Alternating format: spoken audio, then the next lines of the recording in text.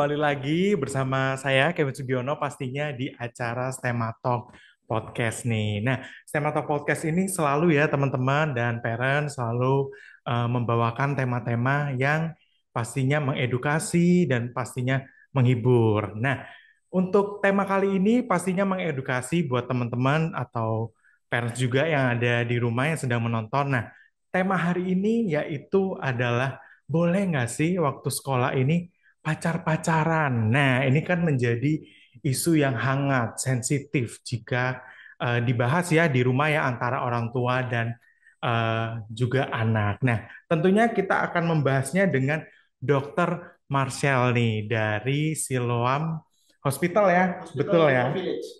Oke, nah nantinya kita akan kenalan nih lebih dalam dengan Dokter Marcel. Tapi aku sebelum kenalan dulu, mau mengingatkan kepada teman-teman, nantinya teman-teman atau parents juga bisa tanya jawab. Pertanyaannya bisa langsung ketik di chat room dengan format nama, slash nomor telepon, slash domisili, slash pertanyaan. Oke, kalau begitu kita langsung kenalan aja ya dok ya. Oke, nah Dokter Marcel boleh dong perkenalan Dokter Marcel, nama lengkapnya siapa, terus perjalanan karirnya itu apa dan juga profesi ya mungkin boleh dijelasin begitu. Ya, halo semua. Bilang panggilannya apa nih? Stella Marian biasanya. Stella Marian ya. Halo Yes. semua, Stella Marian. Salam kenal. Nama saya Dr. Marcel Timothy Sandoko. Saya dokter spesialis dalam bidang kedokteran keluarga layanan primer. Mungkin terdengar asing ya. Mhm, Jadi betul. kalau di luar negeri terkenal dengan Family Medicine Specialist. Oke. Jadi sebuah spesialisasi berbasis ilmu kedokteran yang fokus pada pencegahan penyakit. Mhm. Nah, pencegahan penyakitnya bukan cuma bicara kesehatan biologis atau fisik aja, Oke. tapi dari berbagai aspek ya yang kita tinjau yaitu seperti aspek bio, psikososial, kultural, dan spiritual. Jadi Mhm. kalau kita bicara sehat, bukan cuma fisiknya sehat, Mhm. tapi mentalnya, jiwanya sehat. Oke. Kemudian fungsi sosialnya sehat. Mhm. Juga bagaimana hidup sehari-hari dalam budaya, dalam spiritual itu juga sehat. Oke. Nah, mungkin itu boleh nanti dijelaskan lebih Ya, dalam ya, nanti Dok lebih ya. detail ya. Lebih detail ya. Oke. Nah, dokter sendiri kalau di Hospital Siloam di Lipo Ya. Village prakteknya kapan aja sih biasanya? Iya, kalau jadwal outpatient atau polikliniknya Mhm. itu setiap hari Rabu dan Mhm. hari Jumat.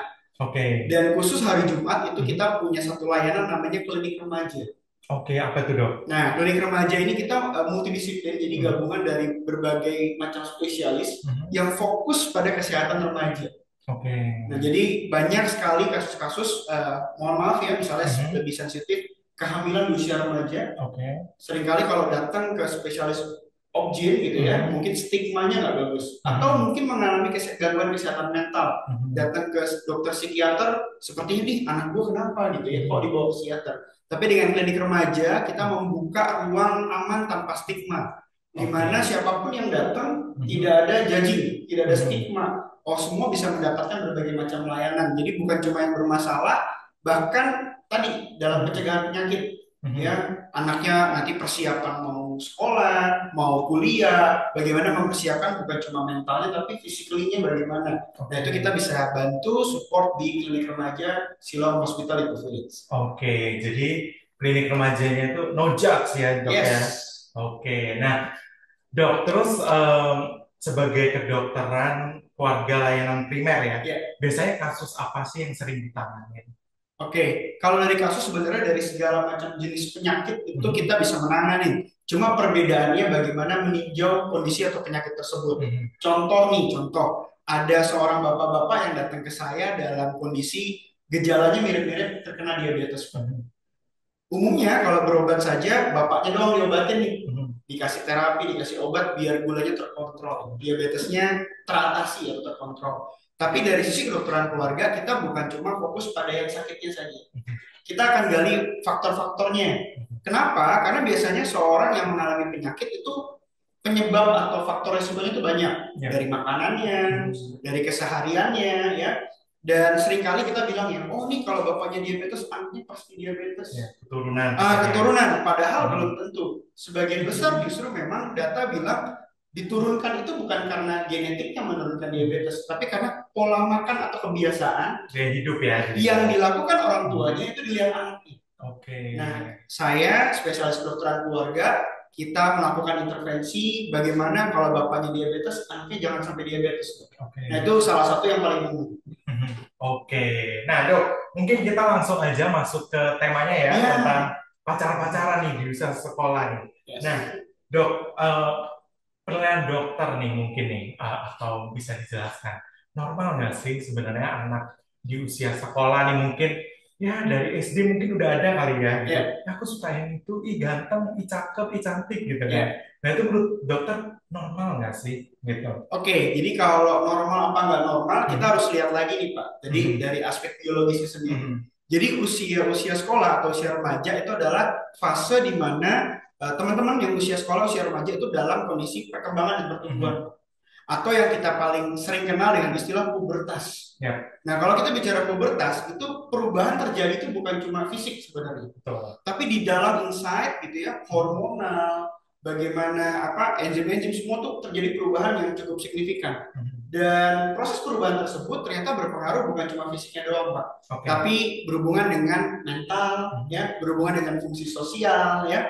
Kenapa? Karena mempengaruhi biasanya seperti emosi yang tidak stabil, mhm. kemudian pengambilan keputusan yang mungkin kalau kita bilang, wah ini ceroboh gitu ya, Ya, padahal ya memang mereka fase-fase transisi, di oke. mana ada kondisi fisik Mhm, atau apa biologis yang memang mempengaruhi dalam tadi bagaimana bersikap, bagaimana mengambil keputusan, ya. mhm, Dan tadi dalam konteks, oh kok mulai pacar-pacaran gitu ya, mhm. memang di fase ini muncul hormon-hormon dari transisi ya, Oke. yang mengarahkan atau memicu ya Mhm. ketertarikan dengan lawan jenis. Oke. Gitu. Jadi memang tidak ada bahasa normal atau tidak normal ya, Dok ya, Yes, seusia anak-anak ya sekolah mungkin ya, bagian dari proses kali ya, proses. transisi gitu ya. Aha.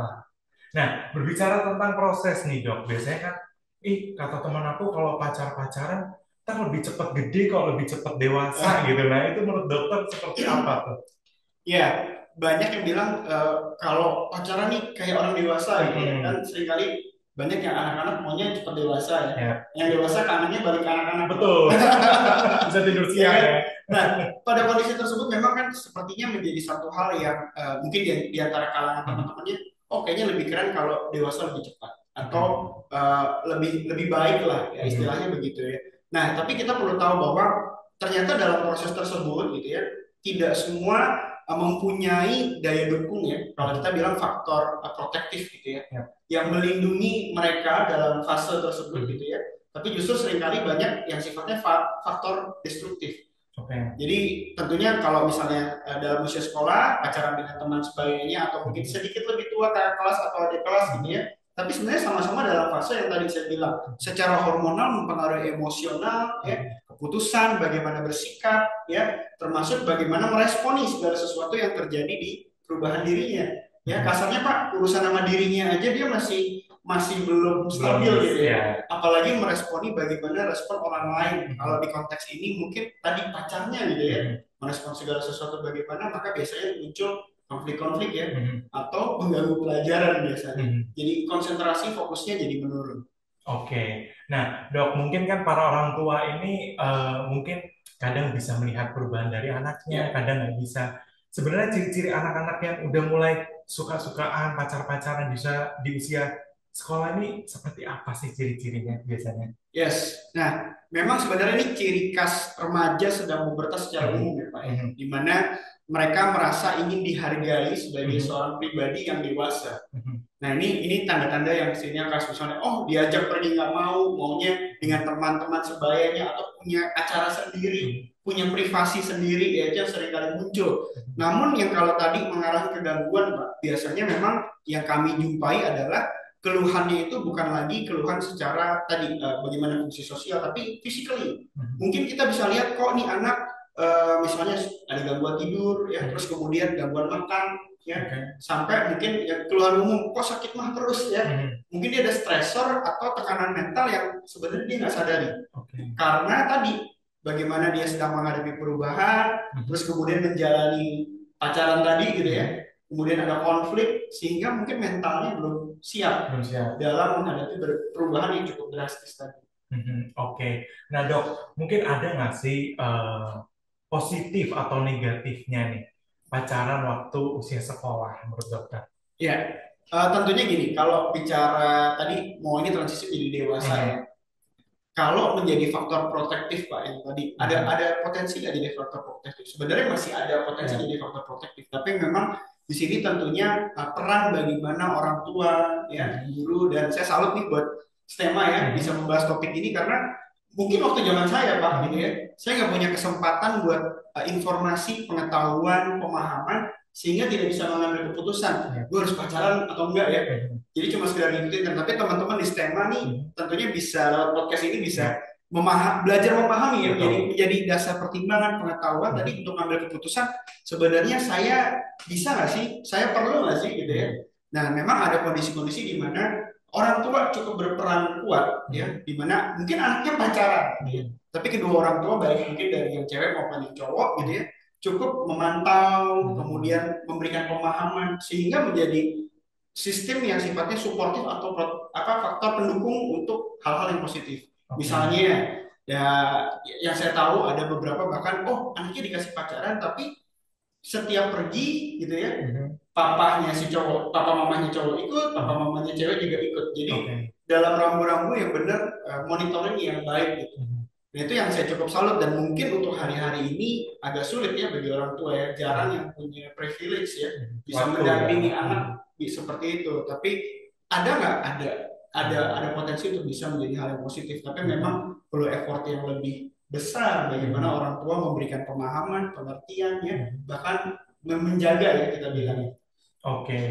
Nah, mungkin nih dok nih, kan biasanya teman-teman yang usia sekolah ini kan pada ngomongnya, ih, aku pengen pacaran deh, Ya, karena biar ada ada yang nyemangatin aja gitu kan, ada yang mendukung, ada yang nemenin gitu.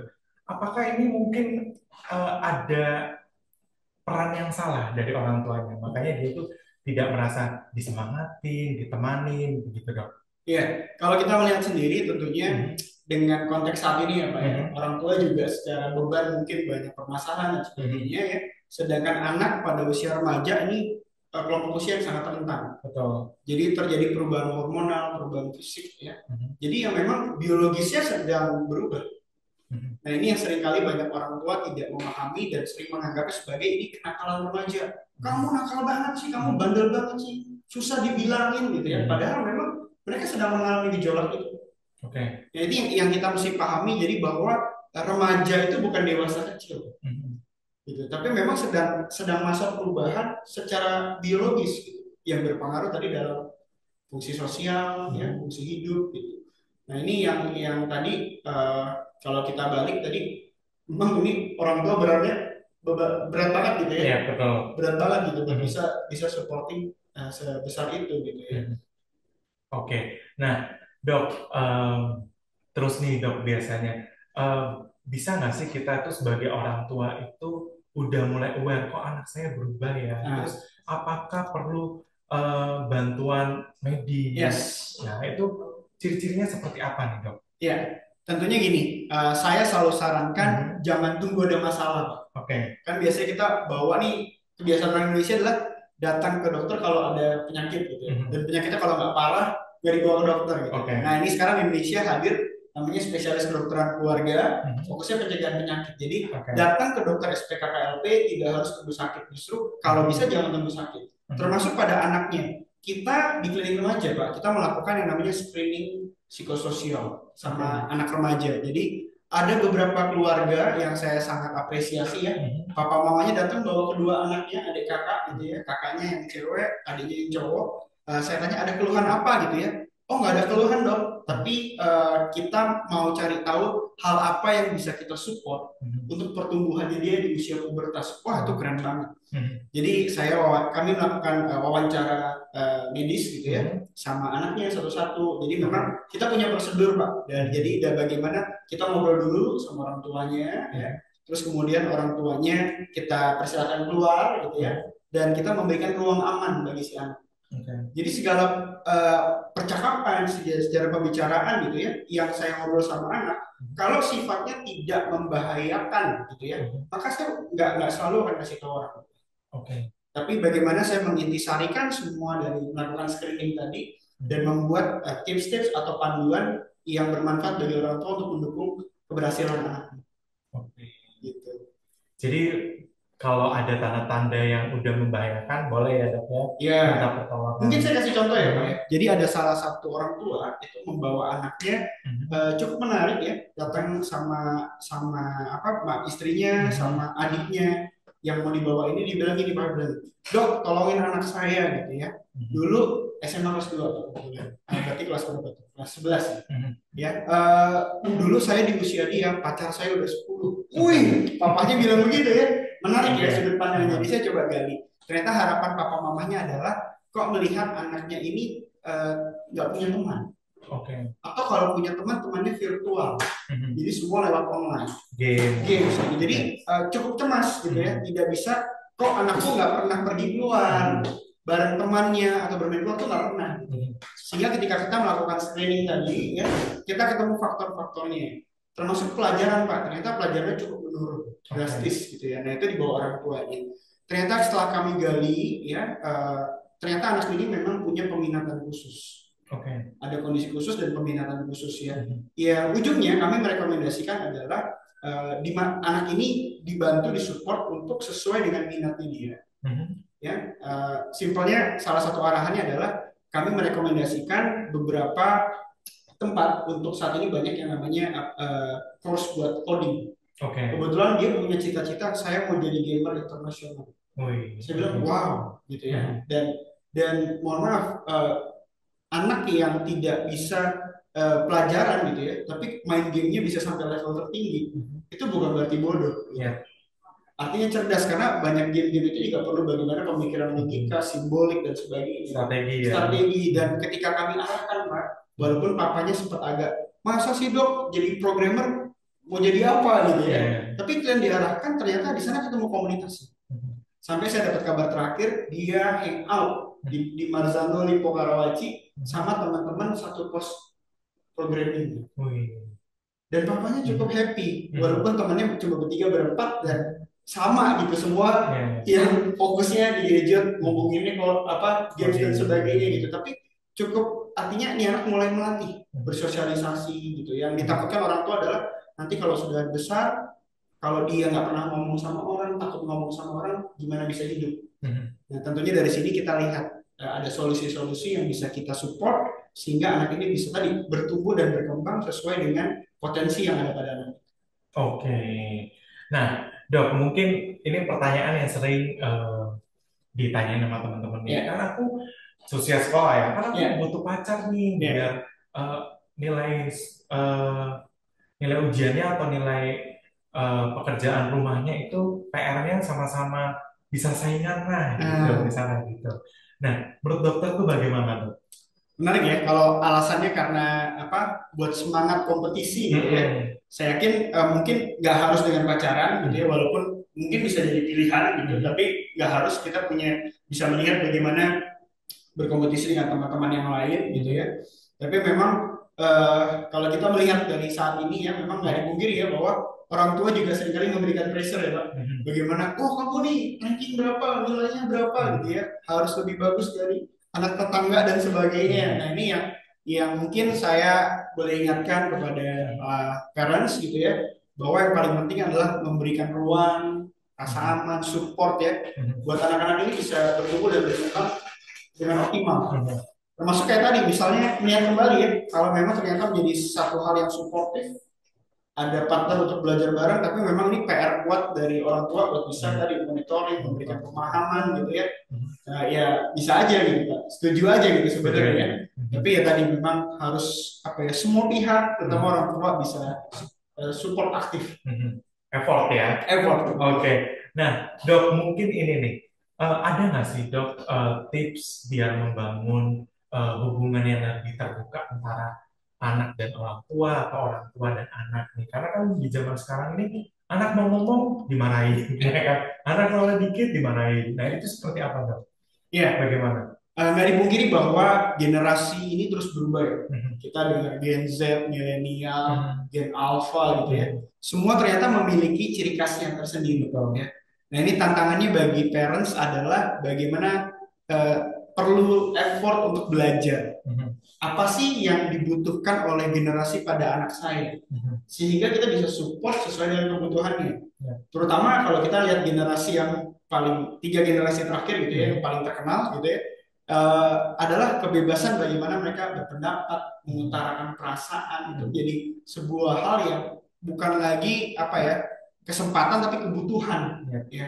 Dan seringkali mungkin orang tua dari yang generasi jadul gitu ya, saya bilang ya, zaman dulu itu, kalau dulu kan kita, kalau orang tua bilang A harus A. Mhm. Sedangkan anak-anak sekarang membutuhkan ruang untuk didengar ya, Mhm.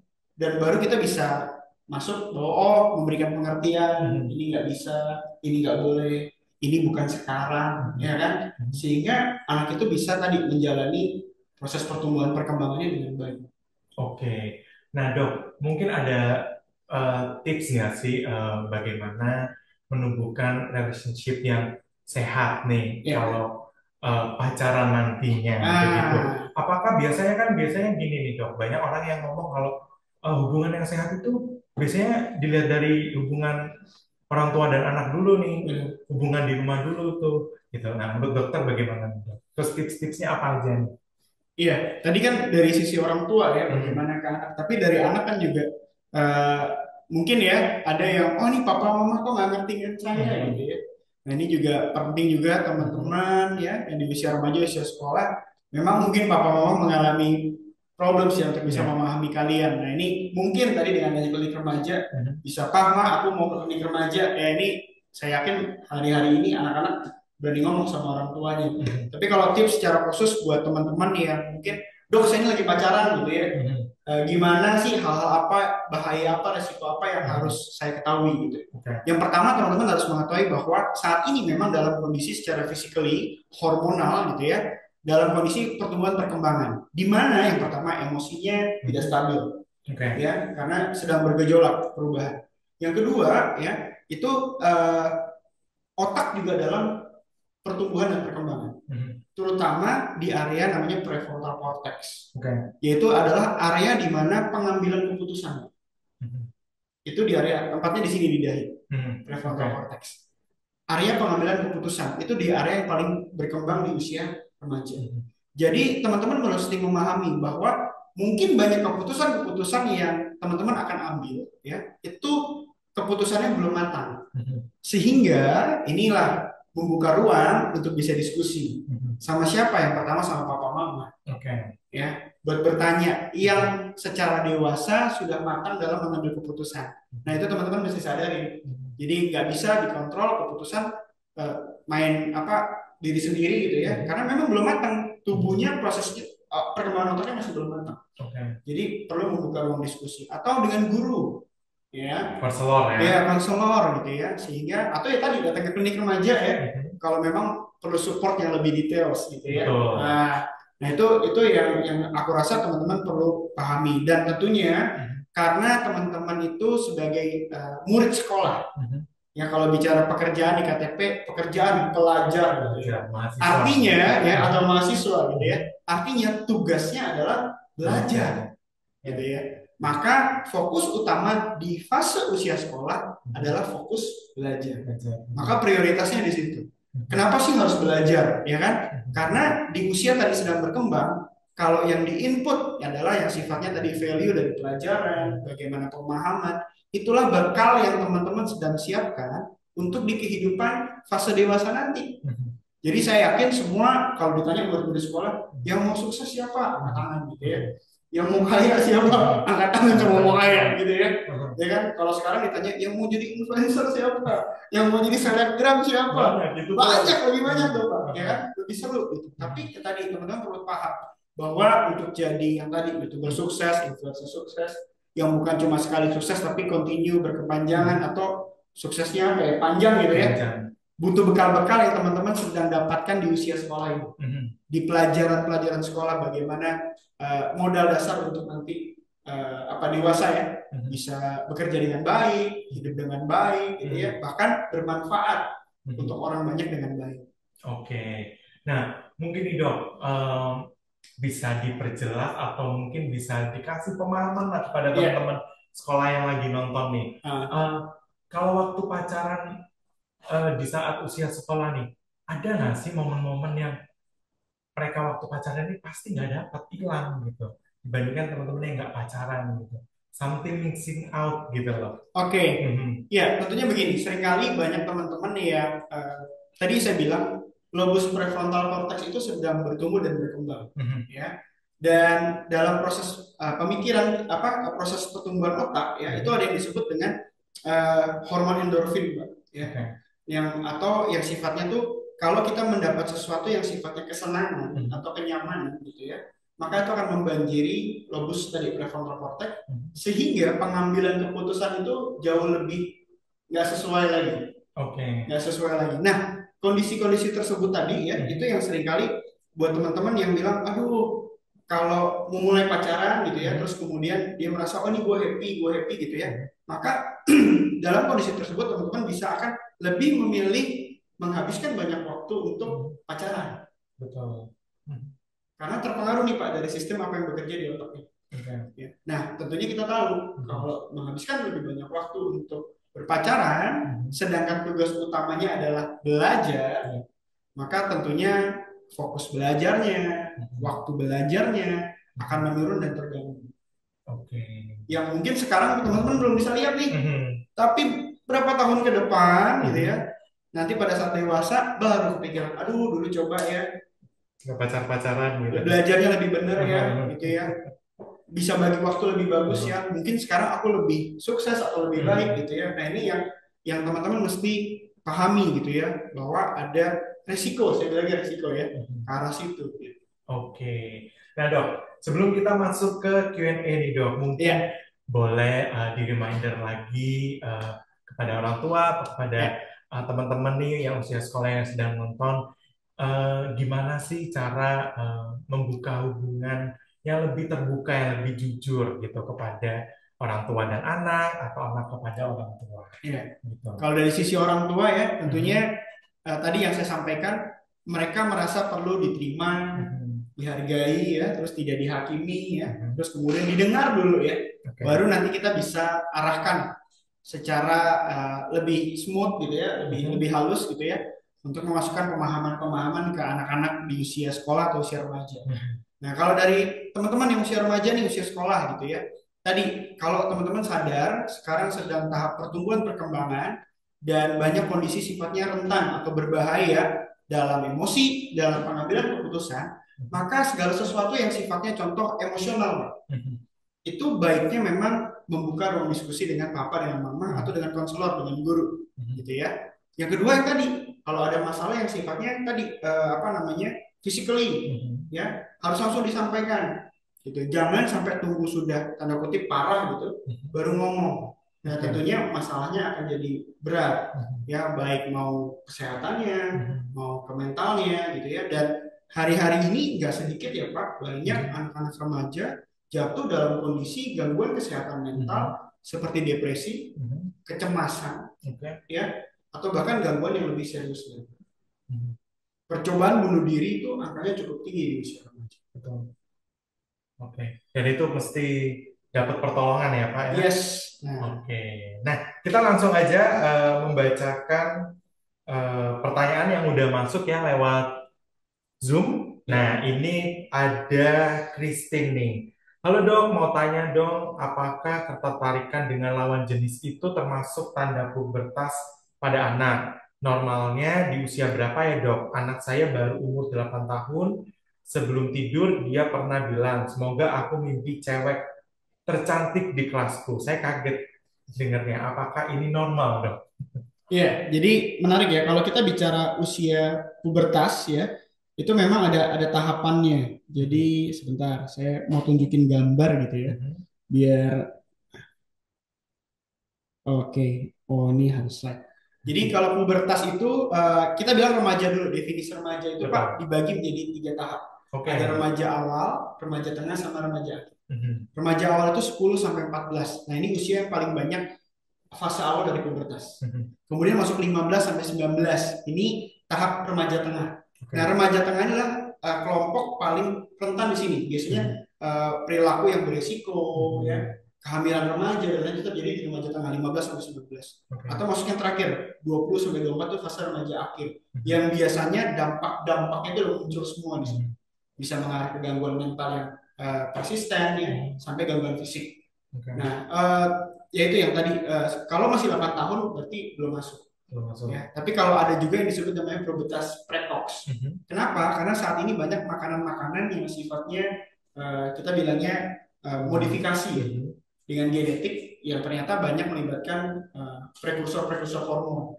Sehingga anak-anak sekarang mungkin hormon-hormon yang sifatnya tadi hormon seks gitu ya, progesteron, testosteron, ya, estrogen itu naik lebih awal daripada usia pada umumnya.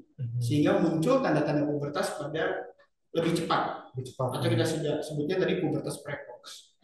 Gitu. Nah, ini kalau tadi udah mulai suka-sukaan ya, ini yang mesti digali adalah tadi apakah memang makanannya banyak yang tadi mengarah ke sana memicu. Yang kedua, apakah tadi paparan dari media ya banyak terpapar yang tadi kalau anaknya cowok tadi lihatnya cewek yang cantik seperti apa dan bagaimana. Nah, ini mesti dilihat lagi. Gitu. Artinya ya perlu investigasi lanjut ya. Apa jangan-jangan memang masuk pubertas precox? Ya, nah itu yang memang perlu disupport secara khusus. Karena dia akan lebih awal dan nanti berbeda sama teman-temannya. Ya, seringkali kalau yang wanita diledek, kok kamu sudah ada payudaranya gitu ya, padahal teman-teman yang lain belum. Atau yang pria, kok kamu udah berbulu sih gitu ya, kamu kayak monyet dan sebagainya gitu ya. Nah itu menjadi bullying dan sebagainya. Padahal memang tubuhnya perubahannya lebih awal. Nah ini yang mesti di aware sama parents. Nah ini kita mau membacakan pertanyaan berikutnya ya. Dari II di Gading Serpong nih. Bagaimana cara berkomunikasi dengan anak yang memasuki masa teenager terkait perasaan dengan lawan jenis? Bagaimana mengendalikan perasaan itu dan apa yang harus dilakukan anak dan orang tua? Iya, menarik ya. Jadi tadi yang saya sampaikan bahwa memang ini salah satu awalnya karena dari hormon-hormon seks seperti estrogen, progesteron, pria testosteron itu memang memicu tadi salah satunya adalah ketertarikan dengan lawan jenis. Ya, nah pada fase tersebut paling penting peran orang tua memberikan pemahaman, ya terkait batasan-batasan. Ya, tadi saya ada beberapa kali menyebut kehamilan di usia remaja. Itu karena memang banyak yang tidak ada yang tadi monitoring, tidak ada yang memberikan pemahaman ya bahwa ketika terutama wanita sudah menstruasi itu artinya sudah memproduksi sel telur. Ya, pria yang anak remaja pria yang sudah mimpi basah ya, itu artinya sel spermanya sudah matang. Maka kalau sampai terjadi yang namanya pembuahan atau hubungan seksual, bisa terjadi kehamilan. Nah, tentunya kehamilan di usia remaja ini sangat rentan ya. Satu, organnya sebenarnya belum benar-benar siap. Yang kedua, mentalnya apalagi belum benar-benar siap. Ya, sehingga muncul banyak gangguan ya, bahkan sampai kematian kalau pada kehamilan remaja. Nah, kalau tips membukanya adalah tadi dari sisi orang tua harus bisa siap-siap nih Pak. Seringkali banyak orang tua ya cerita dong ya. Giliran anaknya cerita, orang tuanya stres Pak. Udah jujur dimarahin ya. Saya juga dapat pasien gitu ya bilang cerita gitu ya bahwa saya baru tahu dok anak saya sampai kena penyakit menular gitu ya. Mereka shock gitu. Selama ini ya bilang, aduh anaknya pergi dan sebagainya baik-baik aja gitu ya. Dan ketika cerita dong anaknya sedih terus, cerita ibunya yang depresi, Pak. Gitu ya. Ini hal-hal yang memang tadi orang tua pun juga perlu belajar gitu ya, bersiap diri. Nah ini tapi membuka diskusi itu memang satu hal yang sangat dibutuhkan hari-hari ini. Baik dari anak dan orang tua. Betul. Jadi harus buka diskusi ya. Nah, pertanyaan berikutnya dari Nuriyah di Jakarta. Dari sudut pandang kesehatan mental, apa saja dampak positif dan negatif pacaran saat sekolah? Mengapa remaja cenderung tertarik pacaran di usia sekolah? Dan apa yang sebenarnya yang mereka cari dalam hubungan tersebut? Iya. Oh ini satu-satu dulu Pak. Yang pertama tadi apa? Sorry. Dari sudut pandang kesehatan mental. Positif negatifnya apa gitu ya? Pacaran waktu sekolah ya. Tadi kalau yang tadi kita udah bahas sebenarnya ya. Kalau dari sisi negatifnya banyak sebenarnya. Emosinya nggak stabil, pengambilan keputusan yang beresiko salah ya. Terus kemudian perubahan fisik yang tadi yang kalau fase remaja tengah, di mana tadi pacaran yang mungkin melewati batas sampai terjadi hubungan seksual ya, itu bisa beresiko kehamilan remaja, terkena penyakit menular seksual ya. Itu yang sering terjadi ya. Nah itu apa negatif-negatifnya bisa sejauh itu. Secara positif ya, ada juga kita temui tadi kita sudah bahas, yang orang tuanya cukup berperan aktif. Jadi bukan cuma salah satu orang tua, tapi harus kedua orang tua ya. Bagaimana mengawasi, memberikan pemahaman, sampai yang tadi ketika anaknya pergi tanda kutip dating gitu ya, orang tuanya juga semua ikut gitu. Dan bagaimana membangun datingnya itu ya kebersamaan, happy dan sebagainya gitu ya. Nah itu jarang sih ya, jarang banget gitu yang bisa dapat seperti itu gitu. Nah itu positifnya ya. Biasanya akan diarahkan apa? Misalnya contoh persaingan sekolah, kompetisi sekolah yang sifatnya positif, pelajaran, prestasi gitu ya. Itu masih mungkin gitu ya. Tapi peran orang tua di sini harus sangat besar. Oke, memang harus effort ya. Yes. Jadi ya. Nah, ini terus mengapa remaja nih dok Ya. cenderung tertarik pacaran di usia sekolah dan Nah, apa yang sebenarnya mereka cari dalam hubungan tersebut? oke, tadi sebenarnya dijawab juga ya, karena memang gejolak dari pertumbuhan dan perkembangan ya, hormon seksualnya sudah bertahap naik sampai untuk dewasa gitu ya. Maka ya tadi terjadi respon secara alamiah di pola pikir mulai tertarik dengan lawan jenis. Oke. Ya, ya itu bagian dari proses yang memang mereka alami secara fisikali gitu. Nah, pentingnya memberikan pengertian, pendampingan gitu ya. Kalau ditanya yang dicari apa gitu ya, mungkin mereka juga nggak tahu yang dicari apa. Tapi kalau saya melakukan sedikit simple survei sama anak-anak sekolah gitu, kenapa sih pacaran? Banyak bilangnya adalah, oh yang lain pacaran, masa gue enggak gitu ya. Jadi bicara soal about gengsi status gitu ya. Kayaknya kalau nggak pacaran tuh nggak sekeren teman-temannya.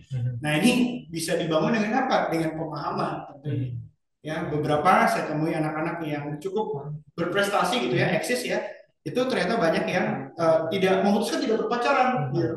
Kayaknya tua banget Pak ditanya, kenapa kamu nggak pacaran? Oh iya, saya mau juara olimpiade, jadi saya mau fokus belajar. Waduh ya, kesannya berat banget. Tapi ternyata peran orang tuanya, mama papanya bagaimana memberikan pemahaman bahwa ini penting loh buat kamu, fokusnya kemana dulu, prioritas kemana dulu.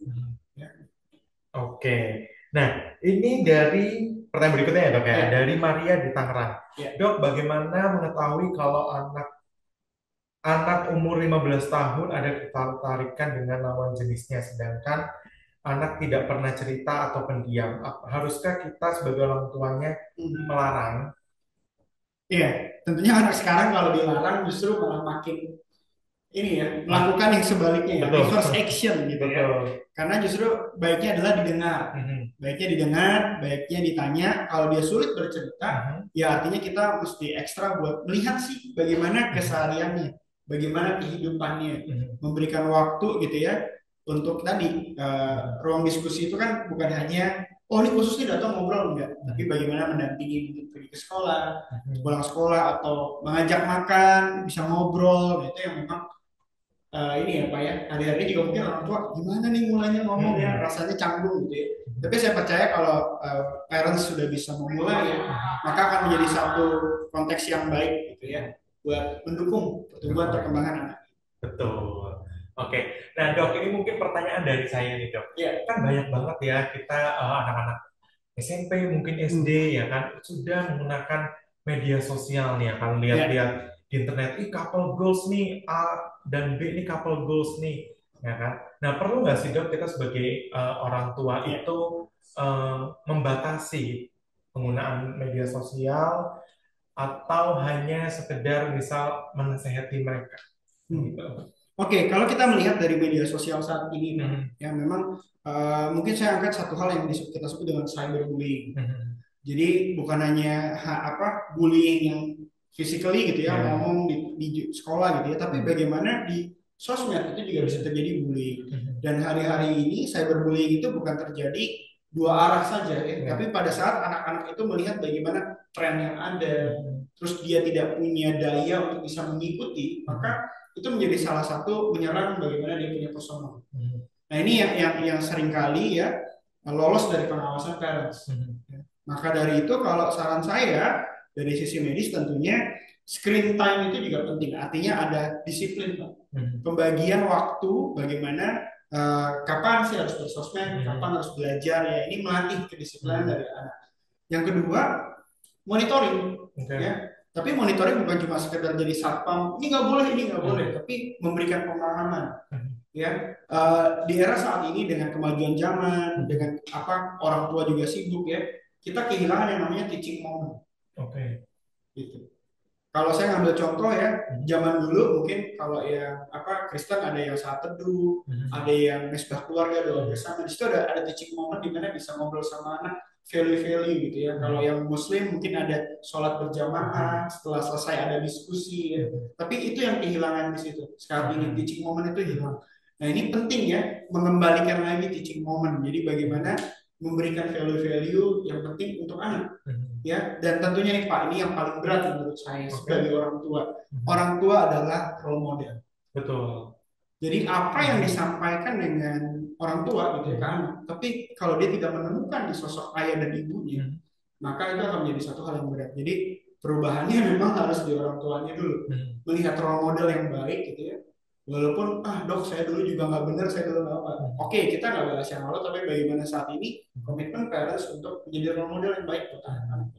Ya tadi yang saya ngomong kasus diabetes Pak, ya itu banyak yang mungkin papanya tidak terdeteksi diabetes tapi anaknya duluan. Kenapa? Karena melihat papanya, mungkin ibunya mengkonsumsi yang manis, mengkonsumsi banyak karbohidrat, sehingga ya anaknya yang saat waktu masih kecil masih remaja nggak paham bahwa itu berbahaya, pada saat dewasa dia udah nggak bisa kontrol. Karena dari kecil dia udah makan terus, gula terus, dan gula itu sifatnya adiksi di otak. Betul.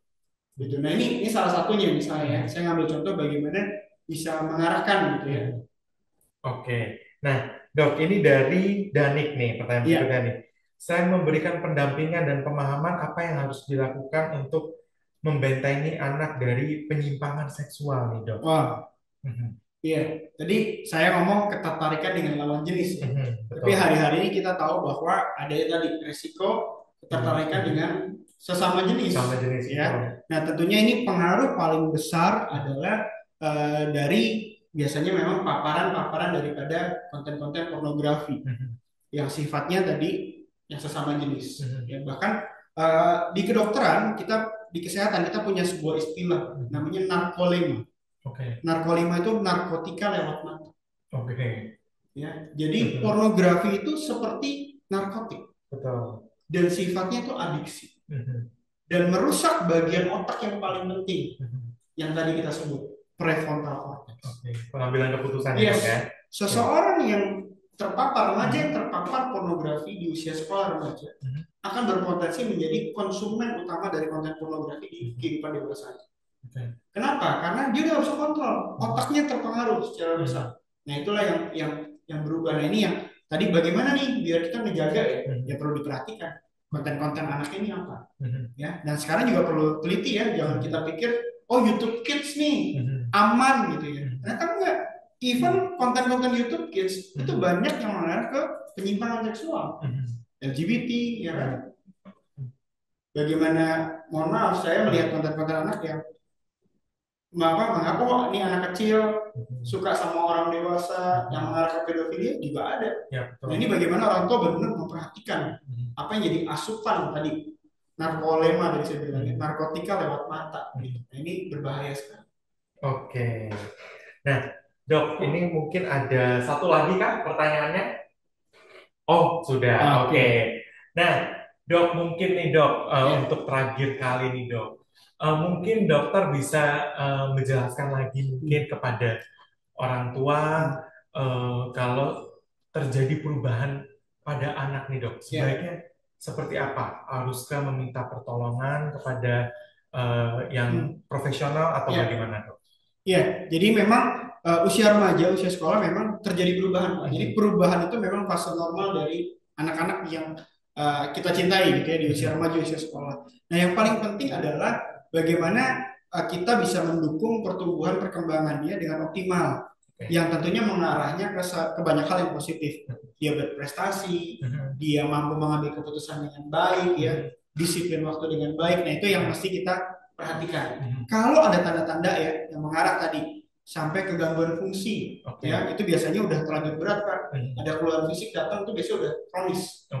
Ya, nah ini bagusnya memang kalau mau di screening dari awal, seperti tadi saya sampaikan di kami di Siloam Hospital Eco Village kita punya klinik remaja. Betul. Ya, jadi bagaimana banyak orang tua yang anaknya nggak ada masalah sebenarnya, tapi Mhm. datang dibawa dan saya cukup apresiasi bagaimana orang tuanya pengen sekali mendukung Mhm. kesehatan anak-anaknya Mhm. dalam pertumbuhan dan perkembangan di usia remaja. Nah, kalau Bapak Ibu tadi bilang tanda-tandanya apa? Nah, Mhm. tadi Pak, kalau udah tunjukkan tanda-tanda, artinya udah berat Pak. Mhm. Ya, Oke. itu yang sedihnya ya, Aha. gitu. Nah, ini baiknya memang eh, lebih awal di screening rutin ya Mhm. secara teratur, jadi mendampingi dengan baik. Dari sisi Oke. orang tua sendiri, Mhm. tentunya kalau mau belajar ya Mhm. bisa ya, tapi memang perlu effort. Bagaimana tadi membuka ruang dulu deh, buat Mhm. terbuka deh, Buat diskusi ya. ya, buat Cuma ngobrol. masih siap-siap nih parents ya. Mhm. Jangan sampai anaknya bilang, iya Pak, kemarin aku lihat sesuatu begini gitu ya. Mhm. Wah, mamahnya serangan jantung lagi Pak ya. Nah ini yang Betul. yang mesti mesti ini ya. Saya ada satu edukasi puberti di Mhm. kelas 6 SD Pak. Oke. Ya, ketika kelas dibuka, kita Mhm. pisahkan cowok cewek. Mhm. Menariknya di sesi saya bicara soal bagaimana how to appreciate your sex. It mean nggak boleh sembarangan pegang, nggak boleh Mhm. sembarangan penggunaan. Itu ada anak yang bilang gini, dok, kami kalau di ruang ganti olahraga suka pegang-pegangan alat kelamin. Oke. Wow. Aha. Saya yakin kalau orang tua dengar begitu, Ya. pasti langsung marah. Ini gurunya gimana Iya. nih? Kok Ya. bisa? Nah, itu yang Oke. seringkali membuat respon anak semakin tertutup, Aha. semakin takut buat Betul. cerita, Mhm. ya. Nah, ketika saya coba gali, ternyata itu jadi bercandaan, Pak. Ya. Nah, inilah pentingnya memberikan pemahaman, Mhm. ya, bagaimana menghargai respect your Mhm. sex. Itu salah satu materi yang biasa saya berikan di kelas puberti. Oh, berarti di kelas 6 Nah, ya, Pak? iya, di Oke. kelas 6 bahkan kelas 5 pun juga ada. Mhm. Karena ternyata anak sekarang menjadi satu hal yang cukup krusial. Mhm. Bahkan saya punya punya satu pertanyaan waktu saya cukup surprise, seorang Mhm. anak wanita kelas 1 SMP, ya Mhm. kelas 7 bertanya sama saya, "Dok, saya mau ganti kelamin gimana caranya?" Oh, oke. Saya surprise. Mhm. Kalau orang tua bayangin ditanya begitu, Pak. Mhm. Itu bapaknya bisa keluar, kalau zaman saya keluar sabuk, Pak. Marah-marah, "Kamu kok bisa begitu ya?" Aha, aha, Tapi siap-siap nih parents. aha. Ya, kayak gitu. Ya, bagaimana menggali ternyata faktornya di mana dan kita bisa memberikan pemahaman yang benar. Oke. Nah, tadi di klinik remaja ya, Dok ya, di Yes. Silom Hospital ya, Dok ya. Ya, Nah, itu layanannya eh, hari apa aja, Dok? Tadi ya. sorry. Secara khusus klinik Mhm. remajanya hari Jumat. Hari Ya, Jumat ya, jam oke. 3 sampai jam 6. Oke. Ya, di lantai 5 Siloam Hospital Lipo Village. Mhm. Tapi saya juga ada poli kedokteran keluarga setiap Mhm. hari Rabu sama jam 3 sampai jam 6 juga. Mhm. Tentunya bisa juga dijadwal di hari Rabu. Jadi saya akan melakukan screening ya nanti jika perlu penanganan intervensi yang multidisiplin Pak. Jadi Mhm. kita punya tim, ada dokter anaknya, ada Oke. dokter objinnya, penyakit dalamnya ada, Mhm. psikolognya ada, ya Oke. psikiaternya ada. Mhm. Jadi sesuai dengan kebutuhan kita akan support dalam tim klinik remaja Siloam Hospital Lipo Village. Oke, jadi lengkap juga ya Hospital Village-nya ya. Oke, nah teman-teman sudah berakhir nih sebentar Ya. lagi, 10 menit lagi. Nah, teman-teman, bagi yang tertarik nih teman-teman dengan Stella Maris School, teman-teman bisa langsung menghubungi di Instagram di @stellamaris.sch atau TikToknya ada di @stellamarischool atau yang mau lihat kepo-kepoin YouTube-nya ada di Stema TV. Nah, teman-teman nih pastinya udah pada nggak sabar nih siapa sih pemenang pertanyaan podcast hari ini. Wah. Nah, adalah Maria, Ii, dan juga Kristi. Yeay. Selamat ya teman-teman yang udah mengajukan pertanyaan. Nantinya akan ada voucher dari Siloam Hospital ya, betul ya? Oke. Nah, pastikan teman-teman yang sudah memberikan nomor telepon di chatroom tadi bisa dihubungin oleh tim marketing communication Stella Marisco. Oke. Kita kasih gini tas. Oh, oke. Oh, lebih special Lebih price. spesial Ada ya. tas ya. Oke. Ah. Nah, jadi hadiahnya nanti ada merchandise ya, betul ya? Ya. Merchandise teman-teman ternyata. Oke. Nah, pastikan nomor telepon yang tadi diberikan bisa dihubungin oleh tim marketing communication Stella Marisco. Nah, bagi teman-teman, saya ulangin kembali jika tertarik dengan Stella Maris atau ingin lebih tahu tentang Stella Maris bisa langsung kepoin aja Instagramnya di @stellamaris.sch atau di TikToknya ada @stellamaris.school dan di YouTube-nya ada Stema TV.